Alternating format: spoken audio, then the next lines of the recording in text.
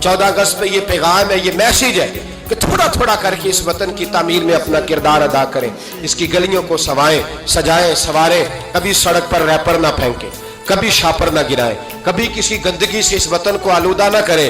मेरे अरब को आई ठंडी हवा जहां से, मेरा वही वतन है, मेरा वही वतन है। इकबाल कहा करते थे कि हुजूर को यहाँ से ठंडी हवाएं आई हैं, इस वतन के लिए अपना किरदार अदा करें। देखें आप और मैं क्या कर सकते हैं, वो सारा कुछ करें। मेरी गुजारिश है कि कम से कम 5 बच्चे पढ़ाने का अहद करे एक बंदा, उनका आप तालीमी खर्च उठा सकें, तब किताबें लेके दे सकें, तब कोशिश करें कि 5 बच्चे कम से कम। हो सकता है ऐसा, अगर हर पाकिस्तानी 5 बच्चे पढ़ाने का इरादा कर लेना तो लाखों बच्चे स्कूलों में दोबारा से चले जाएंगे, लाखों बच्चे। थोड़ा थोड़ा ख्याल करें।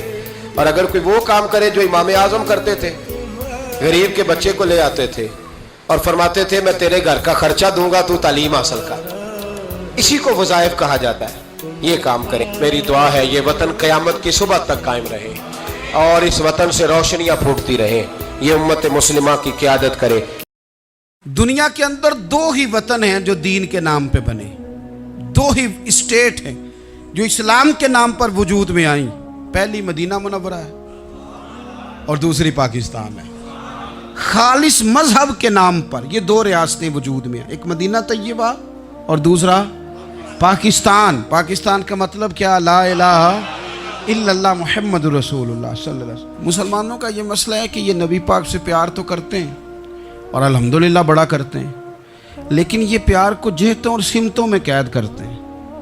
यानी मस्जिद में आके दुरूद शरीफ पढ़ते वक्त अगर हुजूर के ग़ुलाम होते हैं तो फ़ैसला करते वक्त और अपने हक़ में फ़ैसला सुनते वक्त उस वक्त भी हमें नबी पाक का ग़ुलाम होना चाहिए।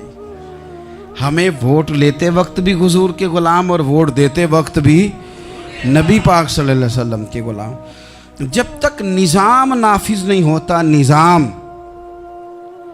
यूरोप को आपकी नमाज से तकलीफ़ ही कोई नहीं, तो नमाज पढ़ने के लिए मस्जिदें बनाने की इजाज़त देते हैं। कुरान पाक जितना मर्ज़ी आप वहाँ पढ़ें वो इजाज़त देते हैं।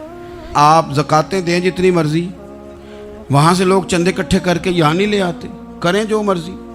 उनको आपकी ना नमाज से परेशानी है, ना मसला ज़कात से परेशानी है, ना सोमो सलात से मसला है। उनको तो मसला ये है कि कचहरी में कहीं नबी पाक का दीन ना आ जाए। उनको तो मसला यह है कि कहीं पार्लियामेंट में हुजूर का दीन ना आ जाए।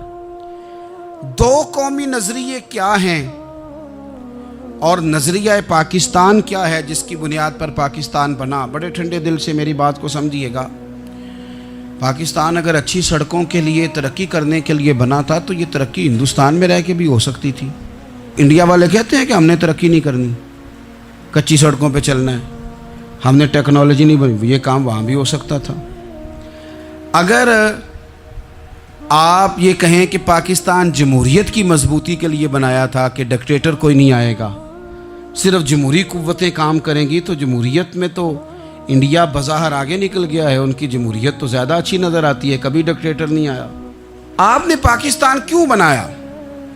अगर आपने यही काम करने थे, फाशी और यानी और जो मर्ज़ी जिसके मन में आए करे और कोई फ़र्क ना हो यहाँ के और वहाँ के कल्चर में, रिश्वतखोरी, भत्ताखोरी और नाजायज़ फरोशी, सारे काम अगर होने थे तो ये काम वहाँ भी होते हैं। पाकिस्तान क्यों बना? क्यों इतनी सारी 40,000 लोगों ने अपनी जानों की कुर्बानियाँ दी? दुनिया की सबसे बड़ी हिजरत हुई है, सबसे बड़ी, जब पाकिस्तान बना। ये सबसे बड़ी हिजरत थी, इतनी बड़ी हिजरत ही कभी नहीं हुई। क्यों इतना कुछ हुआ?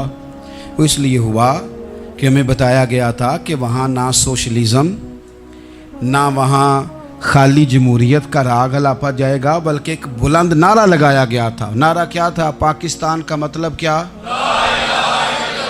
पाकिस्तान का मतलब क्या?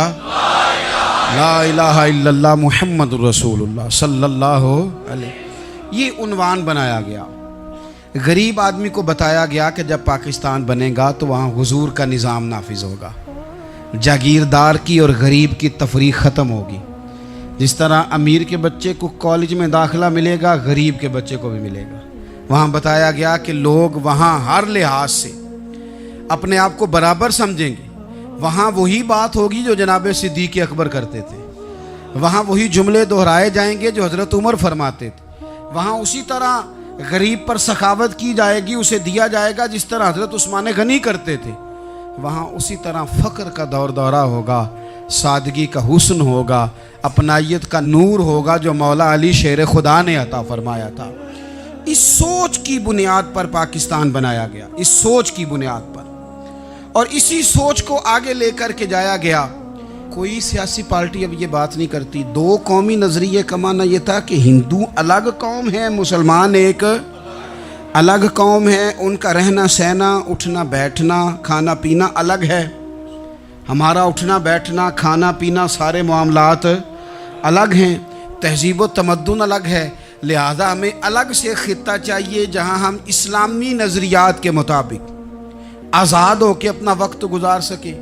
اس دو قومی نظریے کی بنیاد پر، پہلے تو علامہ اقبال اس کے قائل نہیں تھے۔ علامہ اقبال کا پہلے خیال یہ تھا کہ سارے جہاں سے اچھا ہندوستان ہمارا، یہ اقبال نے لکھا تھا۔ پھر اقبال کہتے ہیں میری سوچ بدلی، اور پھر میں نے کہا کہ نہیں، خطوں کے زور پہ نہیں، آپ رنگ نسل کے زور پہ نہیں، بلکہ کہنے لگے کہ اپنی ملت پر قیاس اقوام مغرب سے نہ کر، خاص ہے ترکیب میں قوم رسول ہاشمی۔ آپ جو تقسیم کریں گے، یہ جو تقسیم ہوئی ہے نا عرب کی، یہ مذہب کی بنیاد پہ نہیں ہوئی، یہ تو ان کی ذاتی لڑائیاں تھیں، چھوٹا سا دبئی بن گیا، چھوٹا سا مسقط، چھوٹا سا ابو ظبی، یہ تو ان کی ذاتی لڑائیاں تھیں، قبیلوں کی لڑائیاں تھیں، جنگیں تھیں، چھوٹے چھوٹے ملک الگ سے تقسیم ہو گئے۔ یہ مذہب کی بنیاد پہ ایسا نہیں ہوا۔ دنیا میں جتنی ریاستیں ٹوٹ کر بڑی ریاستوں سے الگ ہوئیں تو اس میں یہ تھا کہ ہماری قوم الگ ہے، ہم سردار علیحدہ سے ہیں، اس لیے ہم علیحدگی پسند ہیں۔ دنیا کے اندر دو ہی وطن ہیں جو دین کے نام پہ بنے، دو ہی اسٹیٹ ہیں جو اسلام کے نام پر وجود میں آئیں، پہلی مدینہ منورہ ہے اور دوسری پاکستان ہے۔ خالص مذہب کے نام پر یہ دو ریاستیں وجود میں ہیں، ایک مدینہ طیبہ اور دوسرا پاکستان۔ پاکستان کا مطلب کیا؟ لا الہ الا اللہ محمد رسول اللہ صلی اللہ علیہ وسلم۔ اس بنیاد پر اس وطن کو، خطے کو حاصل